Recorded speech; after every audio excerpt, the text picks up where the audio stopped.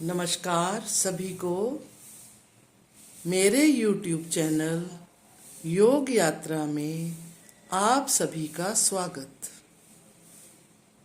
भारतीय योग संस्थान की त्रैमासिक पत्रिका योग मंजरी। आज का विषय है श्रीमद् भगवत गीता और भारतीय योग संस्थान। भारतीय योग संस्थान के संस्थापक परम पूज्य स्वर्गीय श्री प्रकाश लाल जी सदा ही कहा करते थे कि भारतीय योग संस्थान श्रीमद् भागवत गीता से प्रेरणा लेकर उसके द्वारा निर्देशित मार्ग का अनुसरण करता है। उनके द्वारा बनाए गए संस्थान के नियम, उपनियम, संस्थान के सभी क्रियाकलाप तथा संस्थान की कार्यशैली पर गीता की छाप स्पष्ट दृष्टिगोचर होती है। आइए हम गीता के उपदेश को समझने का प्रयास करते हैं। आज से लगभग 5000 वर्ष पूर्व महाभारत काल में युद्ध के समय अर्जुन अपने ही सगे संबंधियों को विरोधी पक्ष में खड़ा हुआ देखता है तो विषादग्रस्त होकर युद्ध ना करने का निश्चय कर लेता है। तब उसके सारथी बने भगवान श्री कृष्ण उसको योग का उपदेश देते हैं। वही उपदेश श्रीमद् भगवत गीता के नाम से संसार में विख्यात है। सनातन धर्म में वेद सबसे पुरातन व सर्वोपरि ग्रंथ हैं। ऋषि मुनियों ने वेदों के सार को उपनिषदों के रूप में दिया और उपनिषदों का सार गीता के रूप में संसार को मिला। महर्षि वेद व्यास द्वारा रचित महाभारत के छठे पर्व भीष्म पर्व में गीता का ज्ञान उपदेश आता है। गीता जी के 18वें अध्याय में 700 श्लोक हैं। प्रत्येक अध्याय के नाम में योग शब्द जुड़ा है, जैसे अर्जुन विषाद योग, सांख्य योग, कर्म योग, कर्म संन्यास योग, भक्ति योग आदि आदि। गीता में भगवान ने ज्ञान योग, भक्ति योग व कर्म योग की विस्तृत व्याख्या की है, लेकिन सर्वाधिक जोर कर्म योग पर दिया है, क्योंकि ज्ञान और भक्ति की अभिव्यक्ति कर्म के माध्यम से ही होती है।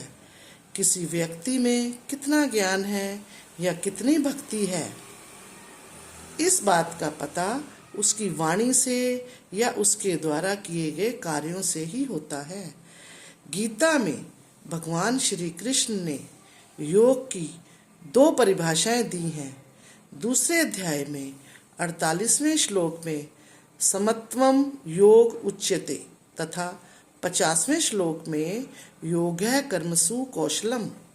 गीता में अर्जुन को माध्यम बनाकर भगवान ने समस्त मानव जाति को, हम सबको ही योग का उपदेश दिया है। 48वें श्लोक में भगवान कहते हैं, हे अर्जुन, तू योग में स्थित होकर अर्थात पूरी दृढ़ता के साथ, पूरी श्रद्धा से, पूरी निष्ठा से, पूरे मन से, तटस्थ भाव से कर्म कर। राग और द्वेष से रहित होकर कर्म कर। कर्म हमारे लिए सजा नहीं, मजा होना चाहिए। उत्साहित होकर कर्म करना है, आलस्य से नहीं। रोते रोते कर्म मत करो, भिखारी की तरह कर्म मत करो कि मुझे उसके बदले में ये मिले वो मिले। विचार करें कि यदि आपको कुछ दिन के लिए अमेरिका या इंग्लैंड जाना है तो वहाँ जाकर रहने की, खाने पीने की, आने जाने की सारी चिंता करनी होगी। लेकिन अगर आप किसी बड़ी कंपनी टाटा या अंबानी या भारत सरकार के प्रतिनिधि बनकर जा रहे हैं तो आपको चिंता करने की ज़रूरत है क्या?